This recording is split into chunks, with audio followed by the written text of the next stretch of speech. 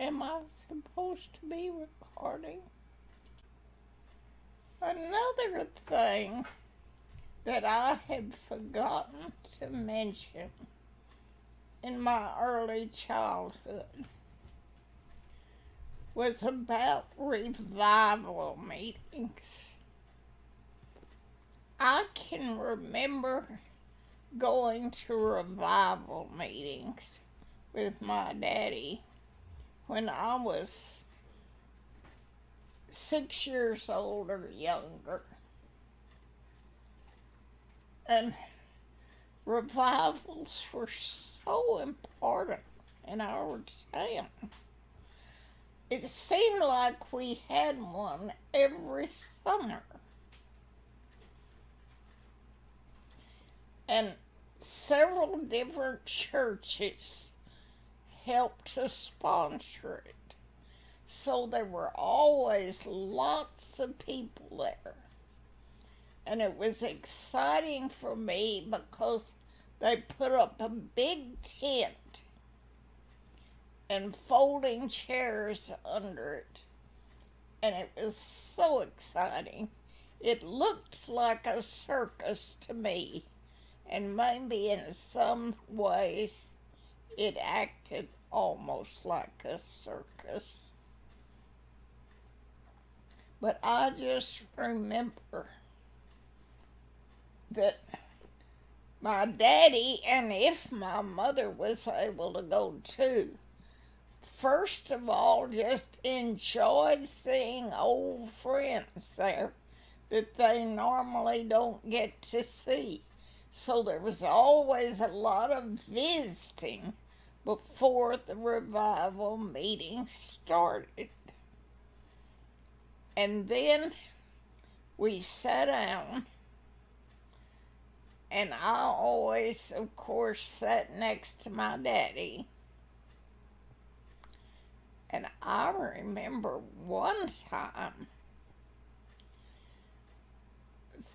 they were trying to arouse so much interest in the revival that they got the high school band to play around the courthouse square. And it marched around the square several times to get people interested, and then the band marched up to the revival grounds, which were always several blocks north of downtown on Main Street. And when the high school band was there, it would lead the way to the revival grounds, and people would march in behind them and go to the grounds. And then the band would sit down at the front of the revival, and they would play during the service, play with the hymns when people sang. And it was so exciting having the band there. And there was always a song leader every year, and they always got such boisterous singing from the crowd. And it was wonderful to hear. I loved it. I loved hearing that singing. And then the revival preacher, who had come from somewhere out of town, started preaching. And that was the part that I didn't understand. And I would usually go to sleep when I was young and lean over against my daddy asleep. But then, when the sermon was over, the revival minister would first invite people to come up who wanted to give their lives to Jesus Christ. And there were always some people who came up. And that was very exciting. And then they invited people who wanted to renew their faith in Jesus Christ to come forward. And a big crowd of those people stood up, and my daddy was always one of those. So, of course, I stood up with him. And we would walk up to the front, and oh, I would be so proud. I didn't really know much about what was happening, but I just knew that I felt very proud and very happy. So those were revival meetings when I was a young child. And I remember one year then when I was about, I guess I was 11 or maybe 12, when they had a really big revival meeting planned. And they wanted it to be so successful that they organized the communities around town. And every community was asked to have services, little religious devotionals every morning for 2 weeks before the revival started to get an interest in it. And there were leaders appointed for every community. And my mother and Nell Dixon were the 2 women appointed for our neighborhood. And I can remember sitting in my living room and seeing them sitting there and planning what they were going to do for the devotionals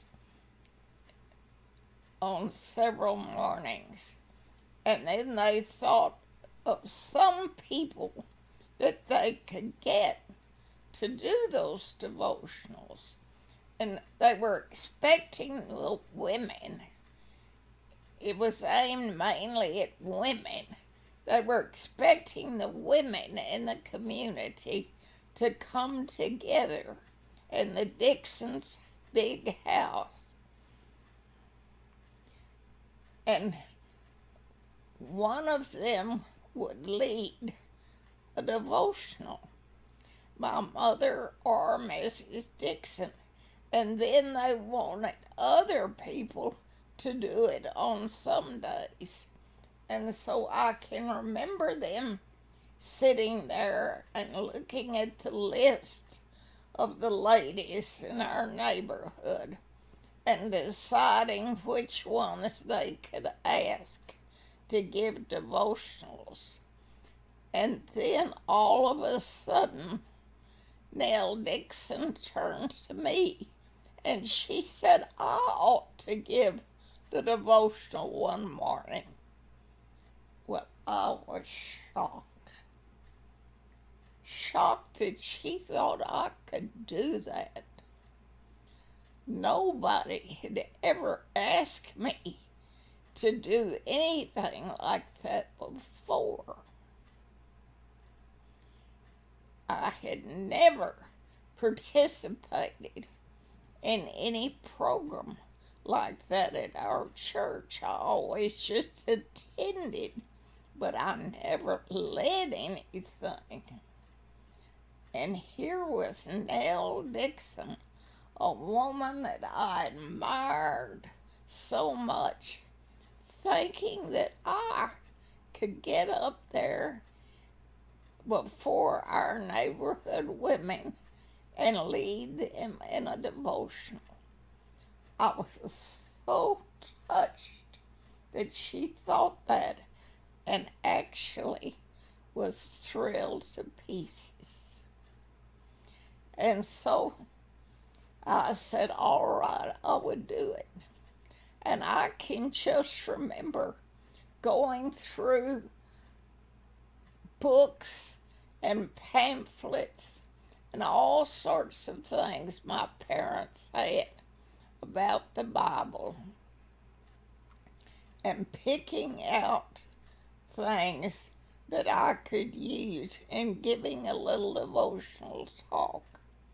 And fortunately, they had quite a bit of material that they had collected, mainly from teaching Sunday school classes. And so I found something that I could use. And on the day that I was to do it, lo and behold, I got up before that group of women in our neighborhood and I led the devotional. Oh, that was a very important time for me. The first time I had done anything like that, the recognition that other people thought that I could do something like that, and the realization that I enjoyed doing it and that it meant a lot to me to do it. So that was the beginning of me giving little programs at our church. From then on, whenever anybody asked me, I was happy to give any kind of program at the church. And I remember when I was in my teens, I don't remember exactly when, I wrote a little play about the first Christmas, about Mary and Joseph and the baby Jesus. And I wrote a little play about it with all the characters and showed it to our Sunday school group of Sunday school teachers, and they let me be in charge of that Christmas Eve program and put on a little play and direct it, a little play that I had written for Christmas Eve. Oh, that was special for me. That was just wonderful. And that was the beginning then of many programs that I was able to do at the church. It meant so much to me. And that was always before Santa Claus came at the church, and there was always a full house and a lot of excitement waiting for Santa Claus. And I was able to put on this little program about the baby Jesus being born on Christmas Eve. And I can still remember what it meant to me to do that when I was just probably about 14 years old.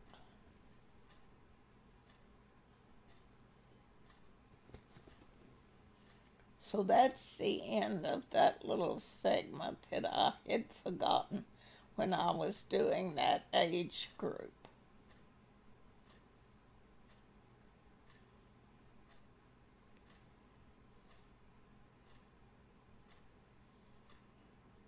So you can end the recording now, Peter.